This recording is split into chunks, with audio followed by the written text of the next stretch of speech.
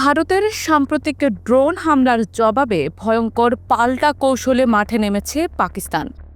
বৃহস্পতিবার রাতভর পাকিস্তান জম্মু কাশ্মীর, পাঞ্জাব ও গুজরাটের বেশ কিছু সামরিক স্থাপনায় এই হামলা চালায় পাক বাহিনী। তারা ভারতের উত্তর ও পশ্চিমাঞ্চলের অন্তত 15টি শহরে ক্ষেপণাস্ত্র হামলা চালিয়েছে বলে দাবি নয়াদিল্লির।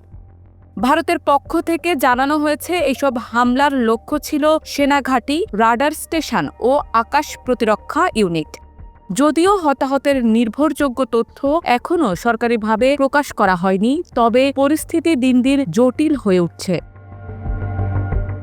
পাকিস্তান বলছে এই হামলা ছিল তাদের আত্মরক্ষামূলক পদক্ষেপ এবং পরবর্তী ধাপে ভারতকে আরও কৌশলগত চাপে ফেলতে তাদের পরিকল্পনা এখন অনেকটাই পরিপূর্ণ।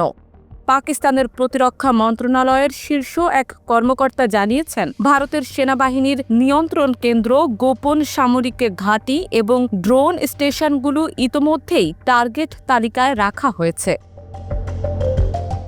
একই সঙ্গে পাকিস্তান দেশের অভ্যন্তরে আকাশ প্রতিরক্ষা ব্যবস্থা জোরদার করেছে। নতুন radar unit, electronic jamming system এবং রাস্তায় মোতায়েন করা হয়েছে মোবাইল ইউনিট। ভারতের পক্ষ থেকে পাল্টা প্রতিরোধ গড়তে ব্যবহার করা হয়েছে রাশিয়ার তৈরি S-400 আকাশ প্রতিরক্ষা ব্যবস্থা। পাকিস্তানের ছোড়া বেশ কিছু ক্ষেপণাস্ত্র ও ড্রোন এই প্রতিরক্ষার মাধ্যমে মাঝ আকাশেই ধ্বংস করা হয়েছে বলে জানায় দিল্লি।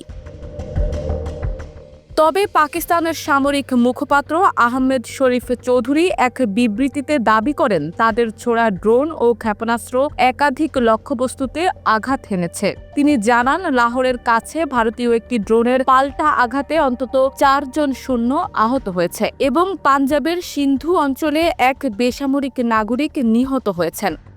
পাকিস্তানের প্রতিরক্ষা মন্ত্রী খাজা মোহাম্মদ আসিফ এক টিভি সাক্ষাৎকারে বলেন, ভারত একাধিকবার আমাদের শহরগুলোর উপর দিয়ে রাডার পাঠিয়ে হামলার প্রস্তুতি দেখিয়েছে। তাই আলো নিভিয়ে কিছু শহর রক্ষা করা হয়েছে। তিনি আরও বলেন, আমরা বেসামরিক মানুষের উপর আঘাত করব না, তবে সামরিক স্থাপনাগুলোতে সরাসরি জবাব দেব। ভারতের প্রতিটি আগ্রাসনের জবাব দেয়া হবে এবং তার চরম মূল্য দিতে হবে। পাকিস্তান আন্তর্জাতিক পরিসরে ভারতকে আগ্রাসী রাষ্ট্র হিসেবে তুলে ধরার পরিকল্পনা করছে। ইতোমধ্যে জাতিসংঘে এ নিয়ে আলোচনা শুরু হয়েছে বলে জানায় ইসলামাবাদ। তারা দাবি করছে, ভারতের ইসরায়েল নির্ভর ড্রোন হামলা শুধু দুই দেশের শান্তির জন্য নয়, গোটা অঞ্চলের জন্য হুমকি।